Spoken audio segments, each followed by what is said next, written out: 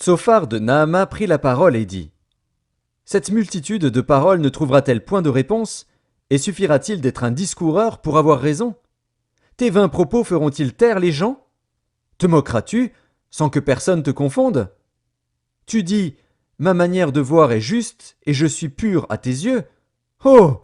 Si Dieu voulait parler, s'il ouvrait les lèvres pour te répondre, et s'il te révélait les secrets de sa sagesse, de son immense sagesse, tu verrais alors qu'il ne te traite pas selon ton iniquité. Prétends-tu sonder les pensées de Dieu, parvenir à la connaissance parfaite du Tout-Puissant? Elle est aussi haute que les cieux. Que feras-tu? Plus profonde que le séjour des morts. Que sauras-tu? La mesure en est plus longue que la terre. Elle est plus large que la mer. S'il passe, s'il saisit, s'il traîne à son tribunal, qui s'y opposera? Car il connaît les vicieux, il voit facilement les coupables. L'homme, au contraire, a l'intelligence d'un fou, il est né comme le petit d'un âne sauvage. Pour toi, dirige ton cœur vers Dieu, étends vers lui tes mains. Éloigne-toi de l'iniquité, et ne laisse pas habiter l'injustice sous ta tente. Alors tu lèveras ton front sans tache, tu seras ferme et sans crainte. Tu oublieras tes souffrances, tu t'en souviendras comme des eaux écoulées. Tes jours auront plus d'éclat que le soleil à son midi, tes ténèbres seront comme la lumière du matin. Tu seras plein de confiance, et ton attente ne sera plus vaine. Tu regarderas autour de toi, et tu reposeras en sûreté. Tu te coucheras sans que personne ne trouble, et plusieurs caresseront ton visage. Mais les yeux des méchants seront consumés. Pour eux, point de refuge. La mort. Voilà leur espérance. Job prit la parole et dit : On dirait, en vérité, que le genre humain c'est vous, et qu'avec vous doit mourir la sagesse. J'ai tout aussi bien que vous de l'intelligence, moi. Je ne vous suis point inférieur. Et qui ne sait les choses que vous dites? Je suis pour mes amis un objet de raillerie, quand j'implore le secours de Dieu. Le juste, l'innocent, un objet de raillerie. Au malheur le mépris, c'est la devise des heureux. À celui dont le pied chancelle est réservé le mépris. Il y a paix sous la tente des pillards, sécurité pour ceux qui offensent Dieu, pour quiconque se fait un Dieu de sa force. Interroge les bêtes, elles t'instruiront. Les oiseaux du ciel, ils te l'apprendront.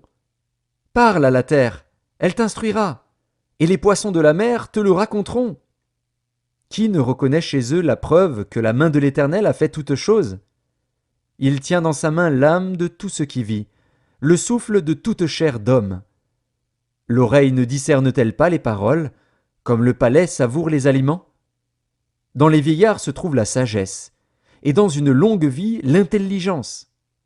En Dieu réside la sagesse et la puissance. Le conseil et l'intelligence lui appartiennent. Ce qu'il renverse ne sera point rebâti. Celui qui l'enferme ne sera point délivré. Il retient les eaux et tout se dessèche. Il les lâche et la terre en est dévastée. Il possède la force et la prudence. Il maîtrise celui qui s'égare ou fait égarer les autres. Il emmène captifs les conseillers. Il trouble la raison des juges. Il délie la ceinture des rois. Il met une corde autour de leurs reins. Il emmène captifs les sacrificateurs. Il fait tomber les puissants. Il ôte la parole à ceux qui ont de l'assurance. Il prive de jugement les vieillards. Il verse le mépris sur les grands. Il relâche la ceinture des forts. Il met à découvert ce qui est caché dans les ténèbres. Il produit à la lumière l'ombre de la mort. Il donne de l'accroissement aux nations, et il les anéantit. Il les étend au loin, et il les ramène dans leurs limites. Il enlève l'intelligence aux chefs des peuples, il les fait errer dans les déserts sans chemin. Il tâtonne dans les ténèbres, et ne voit pas clair. Il les fait errer comme des gens ivres. Voici, mon œil a vu tout cela. Mon oreille l'a entendu et y a pris garde. Ce que vous savez, je le sais aussi, je ne vous suis point inférieur. Mais je veux parler au Tout-Puissant, je veux plaider ma cause devant Dieu. Car vous n'imaginez que des faussetés, vous êtes tous des médecins de néant. Que n'avez-vous gardé le silence? Vous auriez passé pour avoir de la sagesse. Écoutez, je vous prie, ma défense, et soyez attentifs à la réplique de mes lèvres. Direz-vous en faveur de Dieu ce qui est injuste, et pour le soutenir, allégrez-vous des faussetés? Voulez-vous avoir égard à sa personne? Voulez-vous plaider pour Dieu? S'il vous sonde, vous approuvera-t-il?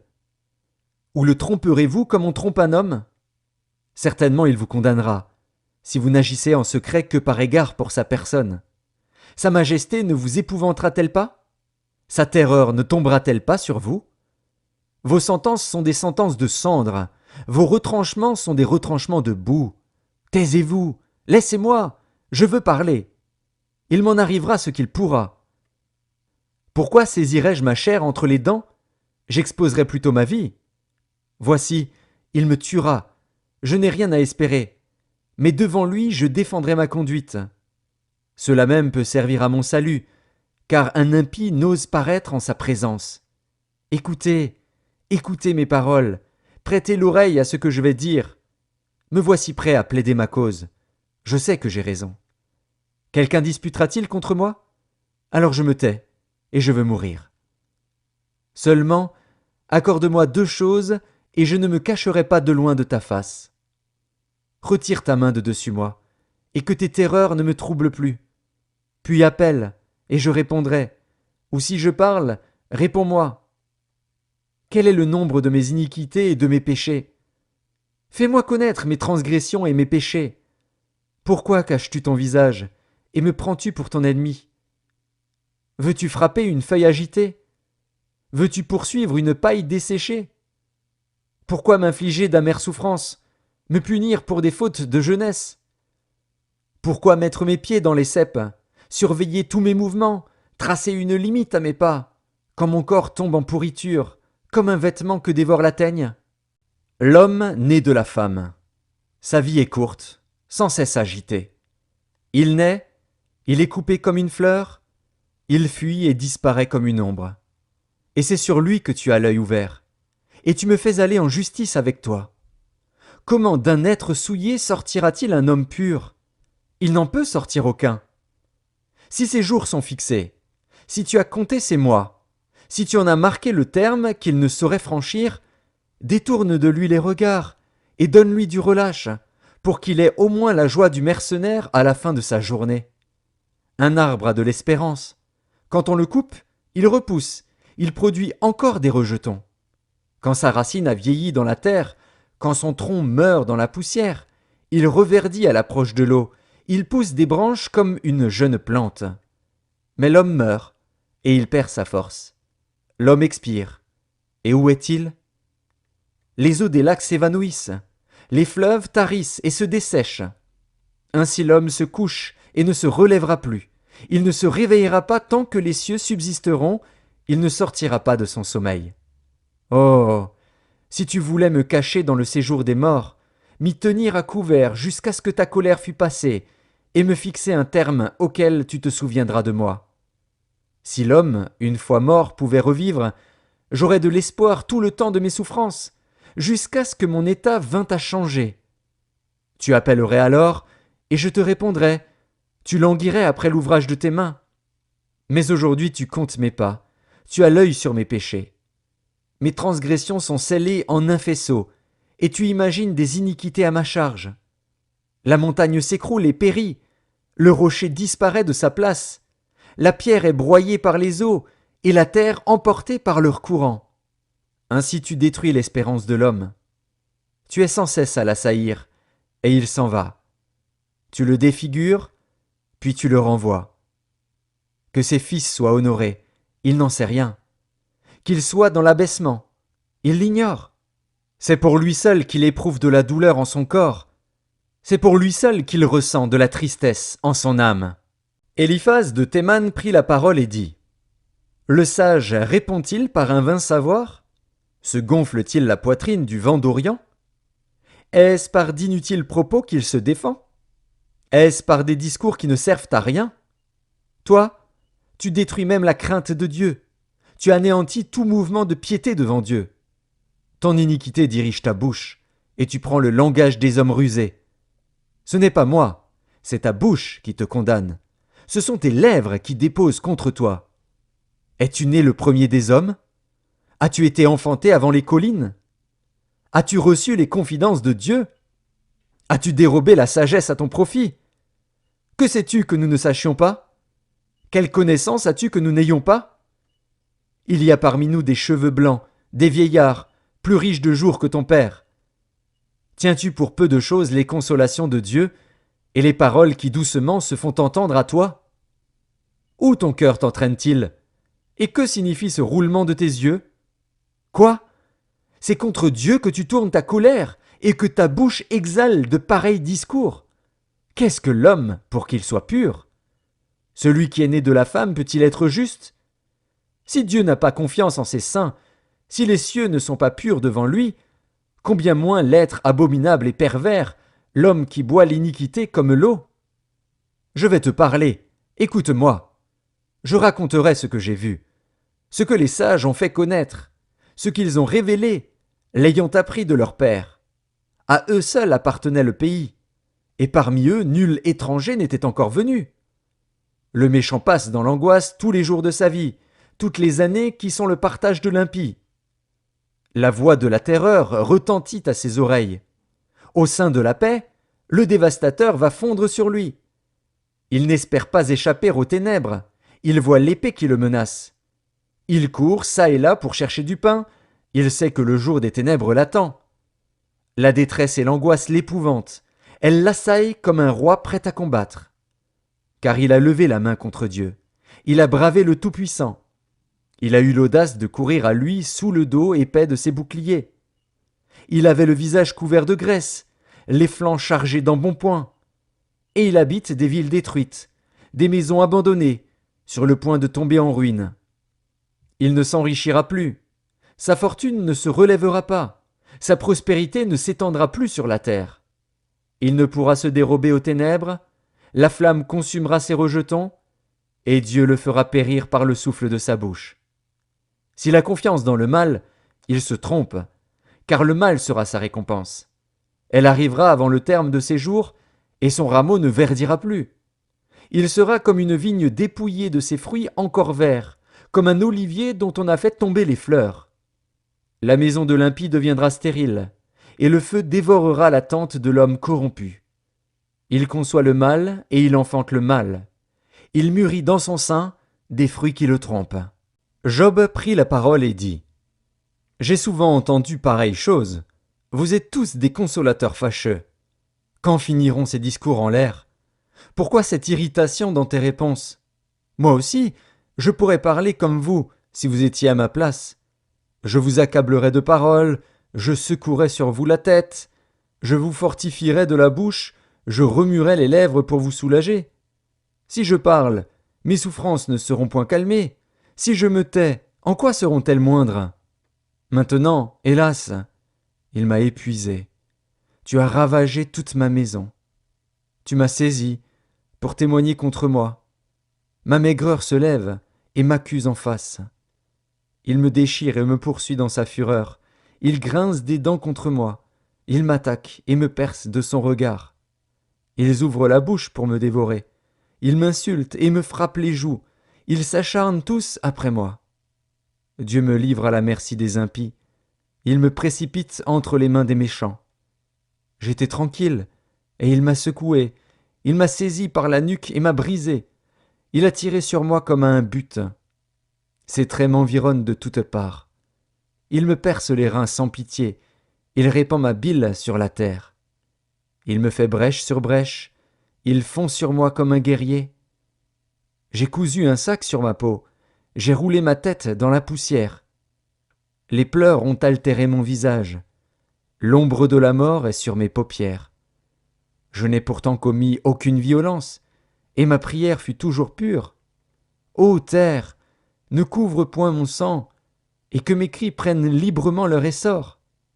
Déjà maintenant, mon témoin est dans le ciel, mon témoin est dans les lieux élevés. Mes amis se jouent de moi. C'est Dieu que j'implore avec larmes. Puisse-t-il donner à l'homme raison contre Dieu, et au Fils de l'homme contre ses amis? Car le nombre de mes années touche à son terme, et je m'en irai par un sentier d'où je ne reviendrai pas. Mon souffle se perd, mes jours s'éteignent, le sépulcre m'attend. Je suis environné de moqueurs, et mon œil doit contempler leurs insultes. Sois auprès de toi-même ma caution, autrement, qui répondrait pour moi? Car tu as fermé leur cœur à l'intelligence, aussi ne les laisseras-tu pas triompher. On invite ses amis au partage du butin, et l'on a des enfants dont les yeux se consument. Il m'a rendu la fable des peuples, et ma personne est un objet de mépris. Mon œil est obscurci par la douleur, tous mes membres sont comme une ombre. Les hommes droits en sont stupéfaits, et l'innocent se soulève contre l'impie. Le juste néanmoins demeure ferme dans sa voie. Celui qui a les mains pures se fortifie de plus en plus. Mais vous tous, revenez à vos mêmes discours, et je ne trouverai pas un sage parmi vous. Quoi? Mes jours sont passés, mes projets sont anéantis, les projets qui remplissaient mon cœur. Et ils prétendent que la nuit c'est le jour, que la lumière est proche quand les ténèbres sont là. C'est le séjour des morts que j'attends pour demeure, c'est dans les ténèbres que je dresserai ma couche. Je crie à la fosse, tu es mon père, et au ver, vous êtes ma mère et ma sœur. Mon espérance, où donc est-elle? Mon espérance, qui peut la voir? Elle descendra vers les portes du séjour des morts, quand nous irons ensemble reposer dans la poussière. Bildad de Shuar prit la parole et dit: Quand mettrez-vous un terme à ces discours? Ayez de l'intelligence, puis nous parlerons. Pourquoi sommes-nous regardés comme des bêtes? Pourquoi ne sommes-nous à vos yeux que des brutes? Ô toi qui te déchires dans ta fureur, faut-il à cause de toi que la terre devienne déserte? Faut-il que les rochers disparaissent de leur place? La lumière du méchant s'éteindra, et la flamme qui en jaillit cessera de briller. La lumière s'obscurcira sous sa tente, et sa lampe au-dessus de lui s'éteindra. Ses pas assurés seront à l'étroit, malgré ses efforts, il tombera. Car il met les pieds sur un filet, il marche dans les mailles. Il est saisi au piège par le talon, et le filet s'empare de lui. Le cordeau est caché dans la terre, et la trappe est sur son sentier. Des terreurs l'assiègent, l'entourent, le poursuivent par derrière. La faim consume ses forces, la misère est à ses côtés. Les parties de sa peau sont l'une après l'autre dévorées, ses membres sont dévorés par le premier-né de la mort. Il est arraché de sa tente où il se croyait en sûreté, il se traîne vers le roi des épouvantements. Nul des siens n'habite sa tente, le soufre est répandu sur sa demeure. En bas, ses racines se dessèchent. En haut, ses branches sont coupées. Sa mémoire disparaît de la terre, son nom n'est plus sur la face des champs. Il est poussé de la lumière dans les ténèbres, il est chassé du monde. Il ne laisse ni descendants, ni postérité parmi son peuple, ni survivants dans les lieux qu'il habitait. Les générations à venir seront étonnées de sa ruine, et la génération présente sera saisie d'effroi. Point d'autre destinée pour le méchant, point d'autre sort pour qui ne connaît pas Dieu. Job prit la parole et dit: Jusques à quand affligerez-vous mon âme, et m'écraserez-vous de vos discours? Voilà 10 fois que vous m'outragez. N'avez-vous pas honte de m'étourdir ainsi? Si réellement j'ai péché, seul j'en suis responsable. Pensez-vous me traiter avec hauteur? Pensez-vous démontrer que je suis coupable? Sachez alors que c'est Dieu qui me poursuit et qui m'enveloppe de son filet. Voici, je crie à la violence, et nul ne répond. J'implore justice, et point de justice. Il m'a fermé toute issue, et je ne puis passer. Il a répandu des ténèbres sur mes sentiers. Il m'a dépouillé de ma gloire. Il a enlevé la couronne de ma tête. Il m'a brisé de toutes parts, et je m'en vais. Il a arraché mon espérance comme un arbre. Il s'est enflammé de colère contre moi. Il m'a traité comme l'un de ses ennemis. Ses troupes se sont de concert mises en marche. Elles se sont frayé leur chemin jusqu'à moi. Elles ont campé autour de ma tente. Il a éloigné de moi mes frères, et mes amis se sont détournés de moi. Je suis abandonné de mes proches, je suis oublié de mes intimes. Je suis un étranger pour mes serviteurs et mes servantes, je ne suis plus à leurs yeux qu'un inconnu. J'appelle mon serviteur, et il ne répond pas. Je le supplie de ma bouche, et c'est en vain. Mon humeur est à charge à ma femme, et ma plainte au fils de mes entrailles. Je suis méprisé même par des enfants. Si je me lève, je reçois leurs insultes. Ceux que j'avais pour confidents m'ont en horreur, ceux que j'aimais se sont tournés contre moi. Mes os sont attachés à ma peau et à ma chair, il ne me reste que la peau des dents. Ayez pitié de moi, vous, mes amis, car la main de Dieu m'a frappé. Pourquoi me poursuivre comme Dieu me poursuit? Pourquoi vous montrer insatiable de ma chair? Oh, je voudrais que mes paroles fussent écrites, qu'elles fussent écrites dans un livre. Je voudrais qu'avec un burin de fer et avec du plomb, elles fussent pour toujours gravées dans le roc. Mais je sais que mon Rédempteur est vivant, et qu'il se lèvera le dernier sur la terre. Quand ma peau sera détruite, il se lèvera. Quand je n'aurai plus de chair, je verrai Dieu. Je le verrai, et il me sera favorable. Mes yeux le verront, et non ceux d'un autre. Mon âme languit d'attente au-dedans de moi. Vous direz alors, pourquoi le poursuivions-nous? Car la justice de ma cause sera reconnue. Craignez pour vous le glaive. Les châtiments par le glaive sont terribles. Et sachez qu'il y a un jugement. Tsophar de Naama prit la parole et dit: Mes pensées me forcent à répondre, et mon agitation ne peut se contenir. J'ai entendu des reproches qui m'outragent. Le souffle de mon intelligence donnera la réplique. Ne sais-tu pas que, de tout temps, depuis que l'homme a été placé sur la terre, le triomphe des méchants a été court, et la joie de l'impie momentanée? Quand il s'élèverait jusqu'aux cieux, et que sa tête toucherait aux nues, il périra pour toujours comme son ordure, et ceux qui le voyaient diront: Où est-il? Il s'envolera comme un songe, et on ne le trouvera plus. Il disparaîtra comme une vision nocturne. L'œil qui le regardait ne le regardera plus. Le lieu qu'il habitait ne l'apercevra plus. Ses fils seront assaillis par les pauvres, et ses mains restitueront ce qu'il a pris par violence. La vigueur de la jeunesse, qui remplissait ses membres, aura sa couche avec lui dans la poussière. Le mal était doux à sa bouche, il le cachait sous sa langue, il le savourait sans l'abandonner, il le retenait au milieu de son palais. Mais sa nourriture se transformera dans ses entrailles, elle deviendra dans son corps un venin d'aspic. Il a englouti des richesses, il les vomira. Dieu les chassera de son ventre. Il a sucé du venin d'aspic, la langue de la vipère le tuera. Il ne reposera plus ses regards sur les ruisseaux, sur les torrents, sur les fleuves de miel et de lait. Il rendra ce qu'il a gagné, et n'en profitera plus. Il restituera tout ce qu'il a pris, et n'en jouira plus. Car il a opprimé, délaissé les pauvres, il a ruiné des maisons et ne les a pas rétablies.